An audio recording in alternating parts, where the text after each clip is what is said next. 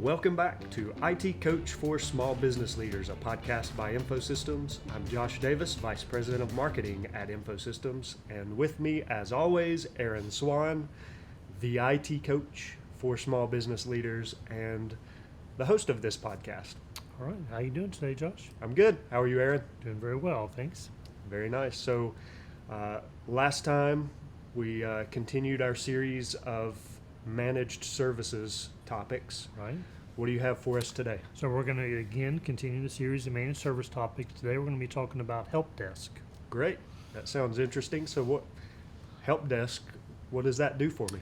So help desk is a term like many IT terms. I think we've talked about this on many previous podcasts. It's a term that has multiple definitions depending on who you're talking to. But what we mean by it here at Infosystems is just the idea of a level one resource that people can call into to get help. So let's talk. I said level one. Yeah. So What's level one? What's that? Yeah. So let's talk about levels of IT support. We tend to think of level one as being just those issues that affect maybe one user with how they do something. So it might be they might need their password changed. They might need some help. Well, how do I bring up a template in MS Word, or just basic everyday IT issues. Yeah. Level two tends Wait a second. So is level one the guy that I call and he tells me to turn the power off and back on? Quite frequently, yes. Okay. Yes, Yep. that's level one. Just clearing that up. Yeah, just that very basic. Well, have you tried this? Because a reboot covers a multitude of sins. That's the best fix out there, right? It is. Level two might get into a little more troubleshooting. So there may be a problem, but it's still generally not too complex, probably something that we've seen many times. Level three tends to get a little more advanced, and it might need to bring in a subject matter expert. Level three tends to get into something a little more advanced. We might need to bring in a subject matter expert to try to troubleshoot what's going on. So you just got these multiple levels. Help desk tends to be usually confined to level one, just being able to help users. Yeah, so, my question would be, if there's level 1, 2, and 3, does every organization out there that does IT support have all three levels of IT support? Do I need to ask questions of my IT provider about Sure. what levels they can provide? Yeah, absolutely. And so the answer to your question is no, not all of them do. There are providers out there that just simply cater to the level one help desk market. And that kind of brings up another point as well. It's just what they can do for you. Is it a generic level one support, meaning they're prepared to answer just most general IT questions, or is it more customized to your business, your software, your end users, and what they need? So that's a decision you need to make, because you can find providers that will just do that generic type of thing. Most off the rack, software like MS Office, things like that, but they're not going to know anything about your specific software that maybe just your business runs. Yeah, so if I understand the business model correctly, I think there are organizations out there that resell level one help desk, where the provider of the level one help desk is some national Correct. group, and they're a very large company. They work nationwide.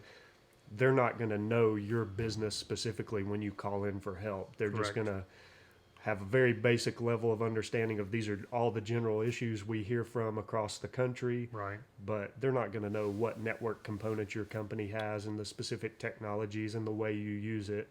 And you're saying customized from a local provider would be more like that, where they kind of already know your environment, your business, and they can help Absolutely. probably easier. Yeah, and they even get to know your end users and their various differences between them.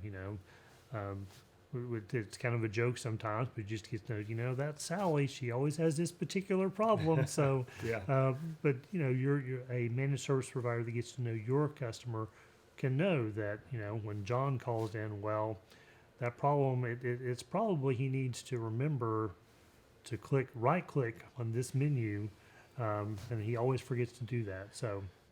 We'll be back with the IT Coach for Small Business Leaders podcast after we pause for this special message. Did you know that you can book a personal IT strategy session with Aaron Swan, host of the IT Coach for Small Business Leaders podcast? We created this podcast to be a valuable resource for small business leaders in our community, but we wanted to take it one step further. You can book a free meeting with Aaron Swan to review your IT strategy and help build a plan that will lead to IT success. Just visit our website at www.infosystems.biz, follow the link to book your IT strategy session, and you'll be able to work directly with Aaron to build your IT success strategy. Now back to the podcast. I'm probably dating myself here, but there was a Saturday Night Live skit where Jimmy Fallon played the IT help desk guy. Move. Yeah, and he would come down, and it was like such a hassle for him to have to. Right. So there are stereotypes about the IT help There desk, absolutely are. as well as about the end users who are clueless about technology. So it goes both ways. It does, absolutely. Another concept in help desk or another differentiator is whether you want a help desk that all your users can call direct to the help desk, or do you want to funnel it through maybe a central point of contact at your business? And there's room for both. It just depends on your business needs. You may want to funnel everything through one central contact who has control and may be able to help with those, everyday things that are repeated over and over. I guess the risk there is if multiple people are able to call in and request help, then you run the risk of somebody calling and scheduling somebody to help at a certain time, and then somebody else, and you end up with overlapping help where one person just could have addressed multiple issues more easily. Right. So it's something that needs to be tailored for your business needs. Yeah. Another differentiator would be the ability to escalate.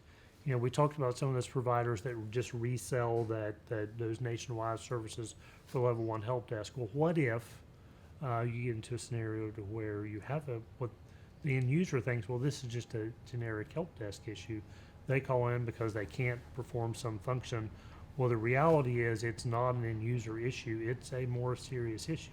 Mm-hmm. Perhaps something has gone wrong. Well, you want to be able to find out if your help desk provider can escalate up to a level 2 or a level 3 seamlessly, or do they just have to tell the user, hey, sorry, I can't help you. You're going to have to call somebody else.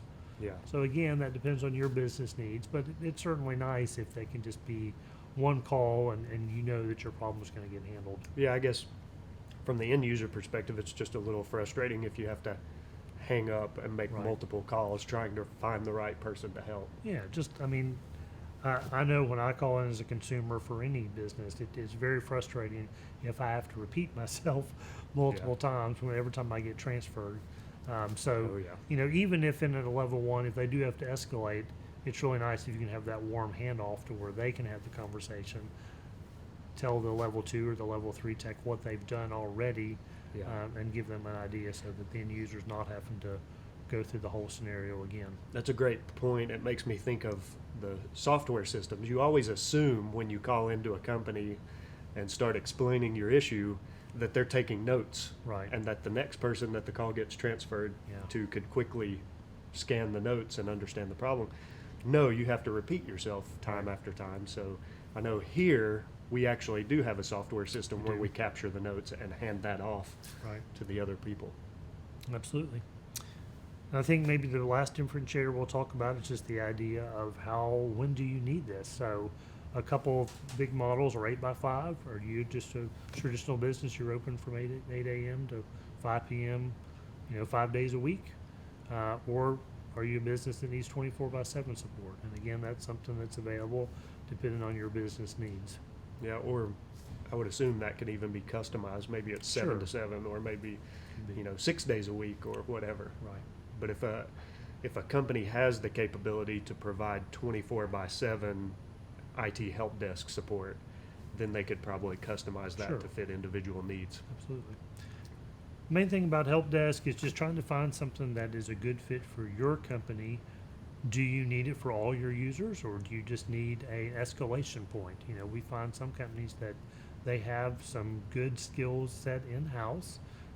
They may have one person who knows their systems pretty well, but every now and then stubs their toe or needs some help and they need to escalate that up.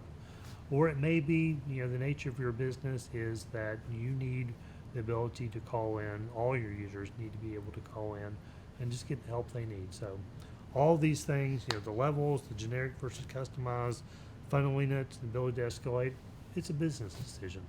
Yeah, sounds, there's a lot to think about there, but I know for companies it's extremely frustrating when there is an IT issue and it seems simple, but you just don't know how to fix it yourself. There's nobody internally who Right. can help.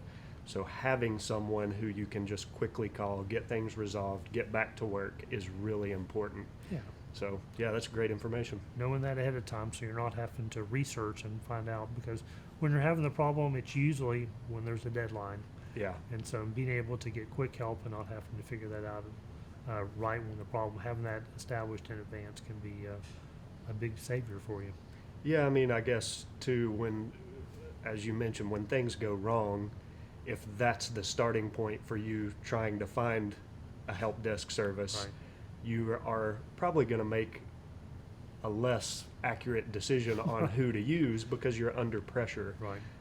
Time is of the essence in that instance. You're trying to get back up and running. You just want the problem fixed. You won't really have the time to evaluate what can you provide for me versus what can this other company provide. What are the Absolutely. costs? What are the levels of service they provide? Are they 24/7? So yeah, I think it's better to have something in place ready to go for your employees to resolve issues, and don't wait for something to break Right. before you find a help desk provider. And that fits with our overall topic. The series that we've been doing is on managed services, and the idea that's what managed services is all about. It's about proactivity and setting things up in advance. So it's not the old style IT that, oh, my system broke, help, call, roll a truck. It's the idea that we're looking in advance, trying to design the systems that are resilient, design the systems that will report and give forewarning of things that are going to need attention so that we can minimize those moments of frustration. Good information. Well, thanks for all of that, Aaron. Next time, we're going to continue our discussion on managed services, I We assume. will. There's a few of these topics left to go. A few more topics to go. Great. Looking forward to it. All right. Thanks, Josh. Thanks.